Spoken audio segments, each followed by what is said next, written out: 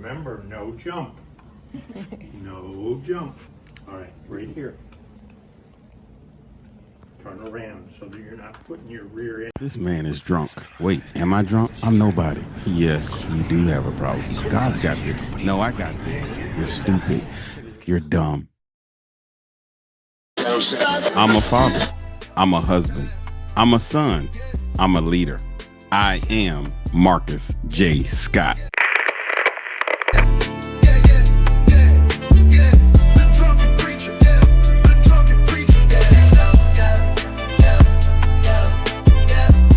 I'm Marcus J. Scott, author of The Drunken Preacher, here to encourage critical thinking, social awareness, advocate growth, resilience, provide hope, and help you find faith. Welcome to another episode of The Drunken Preacher Podcast. Man, we got an exciting one today, a very interesting one too. I have my good friend, Major Geasa. How you doing? Good. How you doing? Glad to get the invite. Yes, sir. Yes, sir. Well, I'm honored that you are here. I'm excited, and I just want to start off by giving our viewers kind of a prelay of how we met. And so, most of you, hopefully, all of you, have gotten my book, The Drunken Preacher, and in that book, I talk about going through a situation where I had gotten a DUI and went through a program. Well, going through that program is where I met Major Geasa through the veterans program that they offered. And so we became close, we became good friends. And I asked him, could he come out to the podcast? And he actually came. I mean, I got to tell you, let me change that. Not almost, I do feel like we're family now. I do feel like we're family. And you've helped make that comfortable for me because, you know, not just going through that process, but then you begin to share with me how there were times where, you know, I was there for you. And like, I didn't see it like that, but when you opened up to me like that, I mean, it was just so humbling. And I just felt like, you know, man, he's inviting me into his family by opening up to me, just by opening up to me. Well, that was the official Polk County Veterans Court ideal, but it was obviously God doing even more. Yes, sir. Yes, sir. Absolutely. And I think that was one of the things that I kind of key on, that it seems like God knows how to orchestrate everything, right? Even when we can't see it, he's orchestrating everything. So while I'm going through this program, he put just the person that I needed, who also had a belief in him, the same type of faith that I have, to be able to support me. And in the middle of all that, my wife passes, and yeah. who was there for me? Yes, sir. Yes, sir. I remember that. And I didn't think I could not be there. I was like, there's no way that I'm not going to be there. Yep. But the fellowship, you and others, her conning me into getting this dog, Beauregard. Bo, how is Bo? He's looking a little relaxed right now. Bo chills, and that's what he's supposed to be doing. But having her first con me into getting him, and then the people that use me in another ministry, visiting especially veterans in hospice and other situations, they took one look at Bo and said, would you please train him, go through all the classes with him, and take him to visit as a therapy dog to be an encouragement. Wow. And with her having passed, that keeps me busy. Yeah, yeah. God strengthening me and doing for others so that I don't fall apart. But I was definitely leaning on you for a good part until you graduated. That's huge. That means a lot to me because, like I said, you know, going through what I was going through at the time, I didn't even think it was possible for me to be there for somebody such as yourself. And so I will get into that in a minute, but what I want to go back to is because you did help me through that court time and that system, I'm just curious, I first want to ask, how did you get involved in the court system and even wanting to help veterans who had gone through some kind of challenging times to say, okay, I want to be there for them, and then to help them kind of move forward. How did that start? There is a program, a group in Polk County called the Polk County Veterans Council. Okay. And one of the main missions is taking veterans from the county up to Washington, D.C. for the day. Okay. Honor Flight does it, and they're awesome. But they told Polk County, you can't do your own. You got to take your veterans all the way to St. Pete or to Orlando. Now, you know I-4 too well. So way before I returned to Florida and retired, Polk County said, nope, watch this. Created a different logo. They raise all the money in the county. And every year, they send another flight. We're doing flight number 10. All that said, when we came out of COVID, my neighbor got a hold of the council, and unbeknownst to me, added me to the list of veterans going on the flight. So I went on flight number 6, still new to having returned. And then it was like, okay, if all this was done for me, how am I not now part of this council and helping with that flight? That led to them getting a hold of me to do what we call salutes in a hospice, where we go do a ceremony for a veteran before they pass. Oh, wow. Honoring them. And now Bo is part of that. And then through all that, another person went, okay, we now want you to be a mentor with the Veterans Court. And then had to meet with the judge and be approved. And I'm thankful for you because you're the first one that I got to see graduate. Really? I had 4 prior to you. Wow. 1 ran away, a second ran away, and the other 2 went back to jail. Wow. So in some ways it was a little bit discouraging. But the guy in charge had said, Bill, I'm deliberately giving you the tough ones. The ones that have the greatest need, but may not recognize it and may try to run roughshod over other mentors that I give. But yes, I was clearly rejoicing the day you graduated. The only thing I'm upset about is now I help, and you're going back there as a guest speaker, and I don't get to see it because I got conned by another phone call to go to a high school reunion. My high school's on an Air Force base in England. You didn't get to go there. But I'm an Air Force brat, even though I went Army. And so they had called me months ago and said, we want you to be on this reunion with, okay, I'll do that. So there's too much money paid to skip out, and the cruise people aren't refunding it. But I'm going to be kind of grumbling around all day that I'm not there to see you speak. Wow. And help encourage others who are now going through what you've gone through. Yes, sir.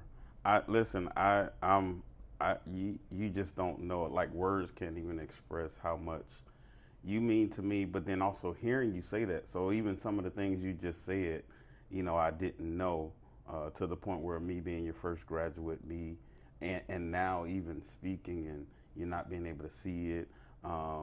But the fact that it really feels like a father-son or a big brother type of thing, where we got that much of a bond together and have grown together, and that you're just as proud of me as my dad would be or my brother would be. Well, they would be ahead of me, and I'd get a basketball rebound elbow if I tried to step up in line. But yes, I'm in that line. Yeah, and so it's like that's how much that we've grown from that. And so I do want to ask you, because those are all great and the things that we went through, but I always ask my guests, what may have been some things maybe in your past or current that you had some internal struggles with? I know you shared some things with me before that I didn't know, that you first going to college and some things happened, and then how, you know, you switched gears and had to change and then were on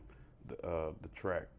What are some of the things that, because all of us have different backgrounds and things like that. When I first met you, I would have never guessed that you had any problems. But that, again, clearly shows the Lord. Yeah. I accepted him as a young teenager. Okay. But at 13, even though you have that change of heart, how do you know what that means? Yeah. So my folks are still stationed in England. I'm 17. I'm loose with the nearest relative 6 hours away in Pennsylvania. And I joined a frat, and therefore I didn't graduate from that college. I partied my way out of that Army scholarship and out of college. Wow. And there was a night, I had a plan. I was going to work at Bethlehem Steel. I was going to live in that frat house, and I was going to earn my way back. And across the hall, dope was being done. I had not gone that far, but it was there. Okay. And my dad, even though he was not a Christian, said, it may be that you just need to back up. Quit trying to push, back up. The door is open, you are welcome. So I said, okay. Hung up the phone, got down on my knees and said, Lord, I've been doing what people have told me to do, and I've made a royal mess, so I give up. I'm already yours, but now you got to take over, and you got to run it. So I came home to Tampa, where my folks had retired, worked, met my wife in the Navigator ministry, went to University of South Florida, graduated, sworn in as a second lieutenant, married all in the same week, and then left Florida for 40 years. But at the wedding reception, my dad informed me that he was changing the locks on the house. That I was now married, and he loved her, but I was now her problem.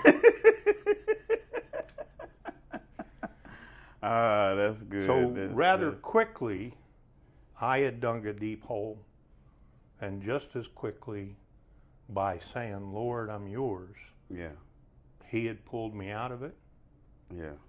Now, that doesn't mean things were perfect after that.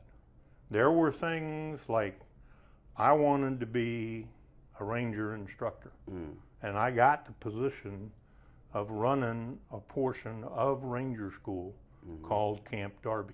Okay. And 2 weeks before I was finishing some other school, I got snatched up by another officer on Fort Benning, now Fort Moore, to teach new infantry lieutenants instead. So kicking and screaming, I was dragged into that colonel's office, and he made it clear, no, I was not going to be the officer in charge of Camp Derby. I was going to be one of his instructors, turning new college grads and West Pointers into hard-nosed infantry officers. Wow. That I was hit. And it, that was not my plan. Yeah. When I'm leaving that post, I had 3 senior officers nominate me to go be an instructor at West Point. Instead, I get sent to Alaska to test equipment in the cold, which is a dead-end career field for an infantry officer. Wow. Other things happened, and at one point, I was actually out of the Army as a captain. Wow. But you've used the rank. I'm a retired major. Yeah. And God found another way for me to be in uniform, be with another group of people, now working in New England as one of the lone full-time people for a reserve headquarters that covered all of New England. So a different ministry, a different opening up. The first day in that neighborhood, so far from any Army post, 7-year-old boy knocking on the door wanting G.I. Joe to come out and play. And those Wow. 5 years with those people and the other things, all right, Lord, it certainly wasn't my plan, Yeah. but I see what you're doing. Yeah. Yeah. And in the same way, a budget cut in the mid-90s, just when I was on the list for another promotion, I'm now out, and now I'm on my second career in public education. And the opportunities and the impact with kids, not necessarily in good homes, to then be that role model. And my rule was, no, I will not talk about my faith during school. You have to have your parents' permission, and we have to talk after school. That's very interesting, and the first thing came to my mind is Jeremiah 29:11. For I know the plans I have for you. And so we can plan all we want to, but if we truly submit to God, our plan might not look like His plan. It may be all the way to Alaska. And so I told another guest of mine that I had a mentor tell me, he said, write your principles in pen, write your plans in pencil, and give God the eraser.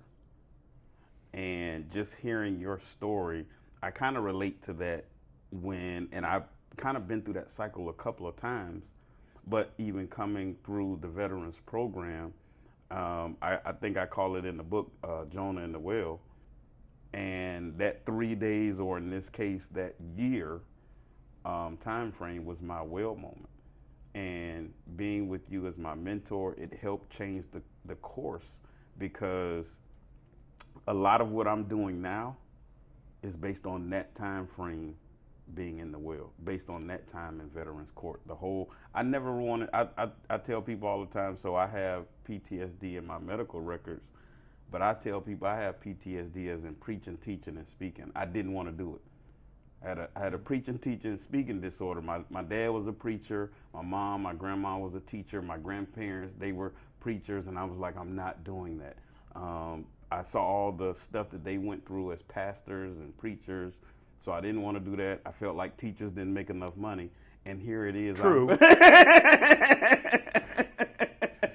Right.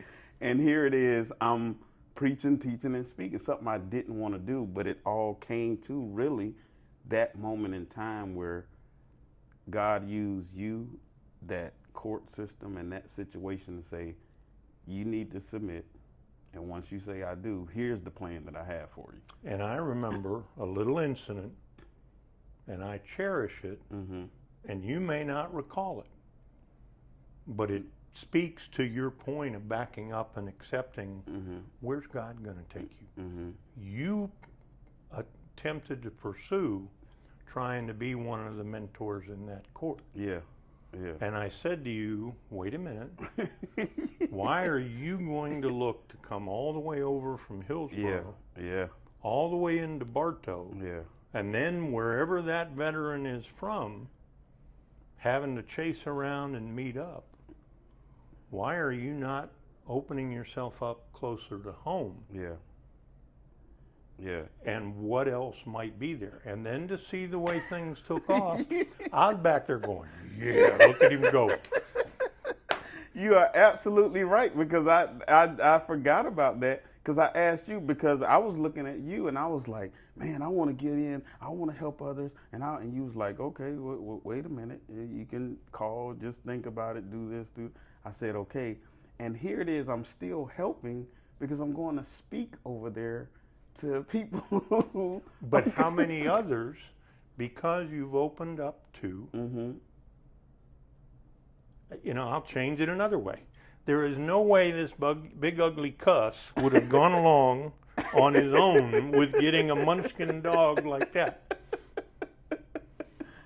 Where's my Great Dane? Where's my... And it's, all these other aspects of the uniqueness of him and how I got him and how it's a ministry that keeps me from falling apart without Pat. Yeah. All those things, God. Yes, absolutely. Not me, not my way. No, not my will, but His will. And I'm continuing to see that daily as I talk to people, as I minister to people, and same as you, in certain spaces, I don't necessarily say church or religion or my faith or what have you, but it's in who we become. Just my everyday walk, I'm seeing that people see that in me. And I have people reaching out to me, and I tell you, I can't say it's me at all. Like, not one bit, it's all God. And I'm thankful to have people such as yourself that God has placed in my life to help me along the path that I'm on right now. But here's another aspect, and I don't know if this is a direction you were even looking at, but something worthwhile considering. My wife had to beat it into me. You need to say no sometimes. You are not automatically the hole plugger for everything brought to you.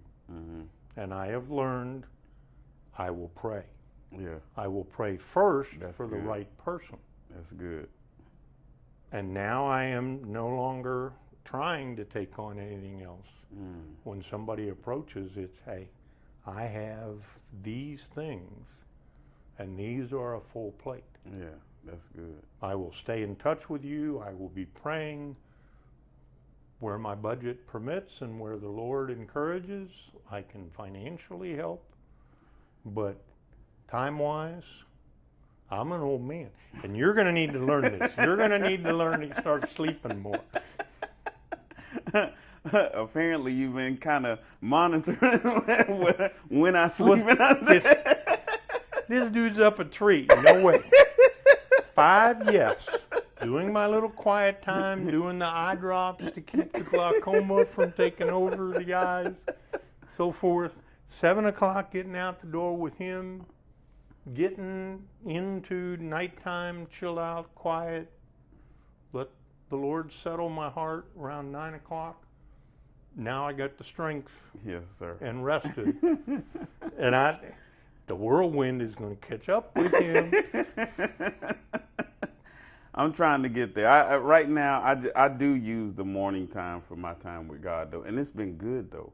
It's been good. The times that I walk in that quiet time, and I've shared with my team and Lisa that morning time, I truly feel like Enoch in the Bible, just walking with God. And I mean, literally just walking. It's just he and I talking. And I feel like that I have grown so much from that, and I don't want to lose that. And the way that I'm going, and I think I'm not sure if I told you, even going through this ordination process, the things that they're challenging us with, they just told us about taking a 24-hour time of solitude and like blocking everything out. So I'm not supposed to have my phone, iPad, nobody around, go to a secluded area for 24 hours and just talk to God. And so I actually have that planned, that I'm going to do that. And I just been being fulfilled, and it has helped me in the things that I've had challenging with recently, whether it be finances or changes to my business. Just that time with God has truly been helping me. So see, that's 2 ordinations I got to go to. I need to be at yours, and I need to be at my daughter-in-law's. Okay. Because her church staff has now decided they're led that they want all of their staff to be ordained. Okay. So she's going through those classes now. Oh, okay. So I'm getting more grandpa show up with pizza time. Gotcha. Well, it has been just an honor and a privilege to have you here, to just sit down and talk with you. I mean, I've really enjoyed this time that we've had here today. And it allowed me to reflect back on, our time before and just throughout. Because, I mean, you still even been keeping up with me on social media and all my exercise and things. And you put up with my morning scripture and grandpa jokes are worse than dad jokes. So I got two, including one grandson, who just want the scripture. Just send the scripture. Just send me the verse. Don't send your the silly joke. No, because sometimes they're hilarious. Sometimes they're the silly, like, did he really just send me this? And well, sometimes. And see, some folk make the mistake of sending a groan back. And it's like, oh yeah, now I have succeeded. I have earned the groan. Yeah, I love them though. I love them. But see, that whole point is grown from my grandkids and trying to encourage in my own way to my dad, then muttering something. I said, okay, you opened your mouth, you're getting them now. And until he passed, he was running through the house showing well, look what your son sent this morning.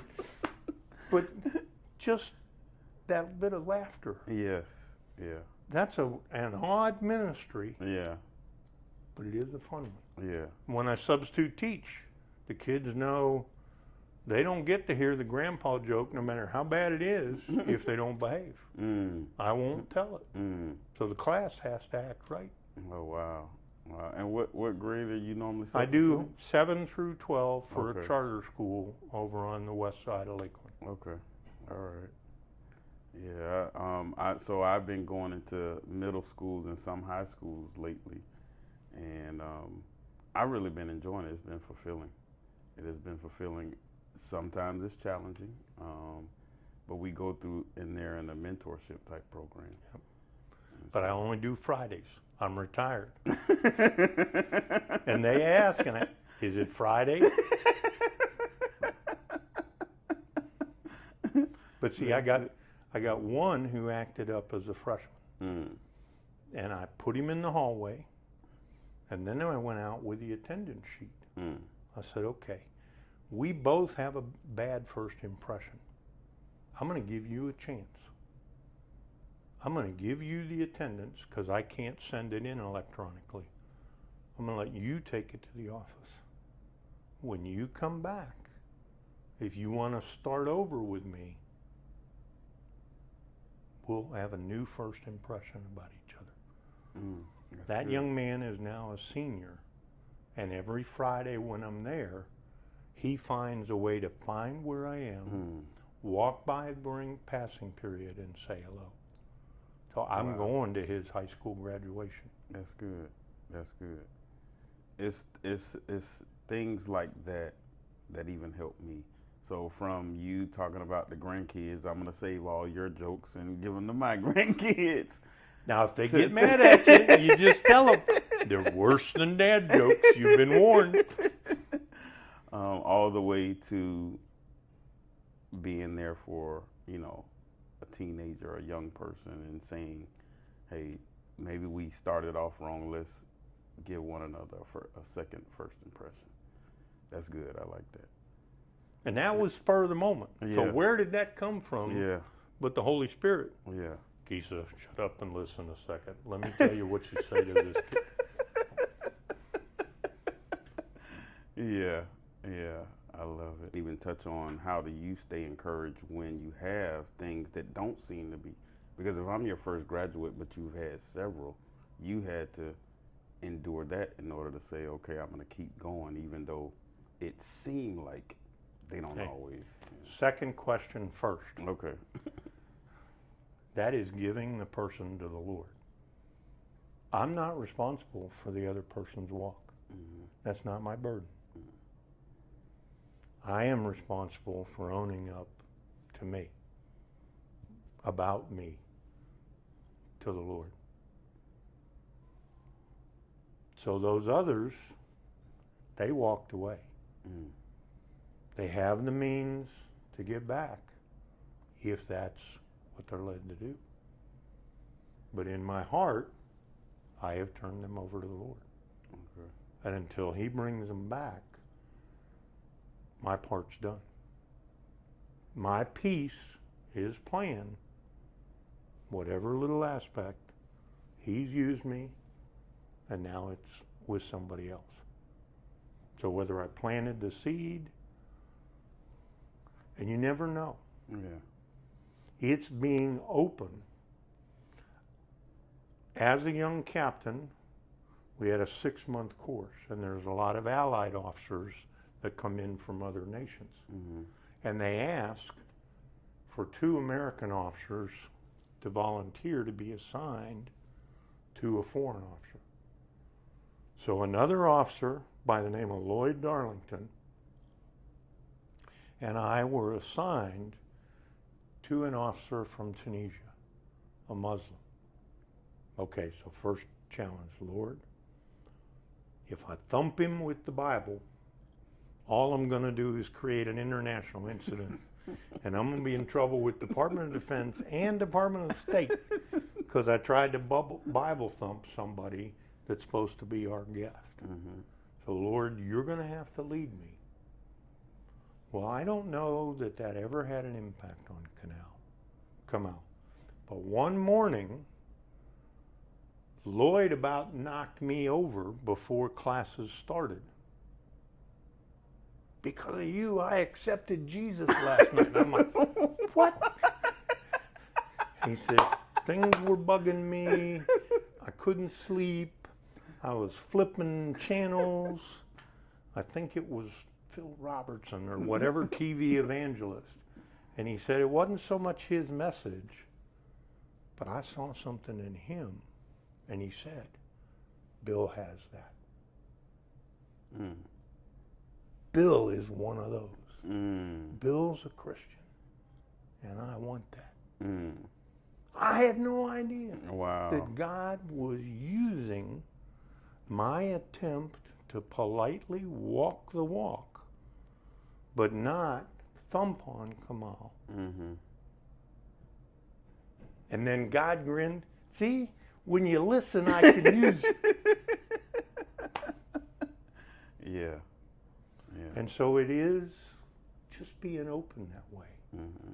I had students who would be bullied and come in all frustrated and be in trouble because they'd retaliated. And they didn't believe that I'd gone through that. Mm-hmm. So I kept my high school yearbook in my administrator office. I said, okay, here it is. You turn in senior class 1973. You look me up. Coke bottle bottoms, skinny geek, 6'3" and 135 pounds when I graduated. I said, now you look at that kid and you tell me that kid wasn't bullied? Mm-hmm. So now you understand, now you know that I recognize what you're going through. So I've been there. But being open that way, in letting them see that you know. They see, Mm-hmm. just as you Yeah. said, where's this person going to have anything wrong? Mm-hmm. Because you're open, because you're real. I had a phone call after an assembly in a junior high school, and I had a mother chewing me up one side and down the other, and rightfully so. When I dismissed the 7th graders, I'd said, Ms. So-and-so's English class, go ahead. Mr. Hump the Frapp's science, go ahead. And then I had said, and no intent, Ms. So-and-so's special ed class, go. So what did I do? I labeled those 10, 12, 15 kids in front of 400 kids as special ed. They already knew it, Mm-hmm. but what did I still do? Yeah. Late. So my mother, that mother was ripping me up, and rightfully. And partway through, she heard in my voice, in my apology, that I truly was sorry. And I said, I will write the apology, and with you present, I will look your son in the eye, and I will apologize for my effort. And when that phone conversation finished, she was trying to comfort me, because she said, I can hear in your voice how upset you are with yourself and how much you truly care about my kid. Yeah. That's what a mentor does. You were talking with your dad about hugs and tears. And I'm a ranger. Yeah. I proved myself. I'll cry wherever I want to. And there were bets pool on which pew I would be next to when I would start crying when I was taking my daughter down the aisle. And I blew the pool. I made it, but they wouldn't give me the money. I got all the way down the aisle, and I got out the words, her mother and I.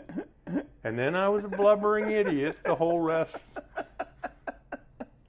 And my first one, I didn't even have him yet. My first one, going into hospice, somebody else went with me.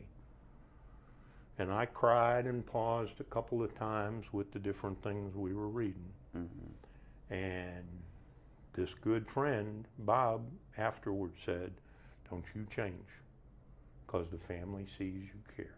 Mm. So you're not wrong, you're right about how you go in and how you minister. I mean, even the church that I'm going to right now, I'll be honest, there's a strong emphasis on baptism. And they have as a goal, by 2030, they want a certain percentage of Polk County population that they have baptized. Is that an unworthy goal? No. But if you lose out on what do you do with a person after you brought them to the Lord? How are you bringing them along? How are you doing all these other aspects? Yeah. If you're just, okay, another one baptized. Wait a minute. Are you really serving the Lord? Yeah, yeah. Or are you serving yourself in a goal? And a lot of times, and I do this when I do my Saturday service, a lot of times the heat comes after you say it to Christ, I believe, I accept you. Like, that's when the devil seems to attack more. So I need more of the help. Okay. You probably will understand this phrase. I'll explain if you need it. He wants us, once you've accepted Christ, to be combat ineffective. You follow? Yeah, yeah. Explain? I'm an infantryman. My thing in the uniform was to take it to the enemy. If I wounded, if I had something else wrong, I couldn't go on the attack. I was ineffective, and that's what Satan wants. He wants believers ineffective, because then they're not bringing others, and he's not losing more. Okay, I've lost you, but if I can keep you from winning any others over, from you doing the part that God has for you, the discipleship I've made you part. ineffective.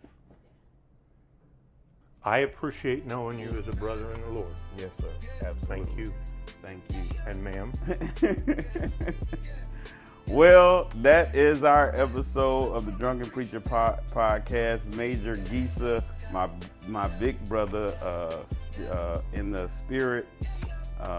Man, I tell you, I can't say enough about him. He is such Likewise. an amazing person. Such an amazing person. Well, you know how we always end the show. Always have a heart of gratitude and the strength to keep moving forward. God bless you.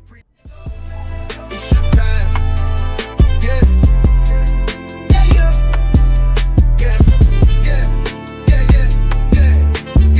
The drunken preacher. The drunken preacher.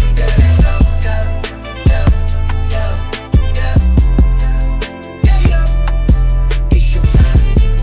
It's your time.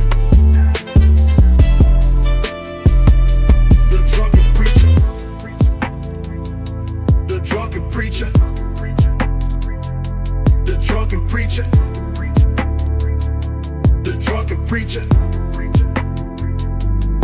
drunken preacher.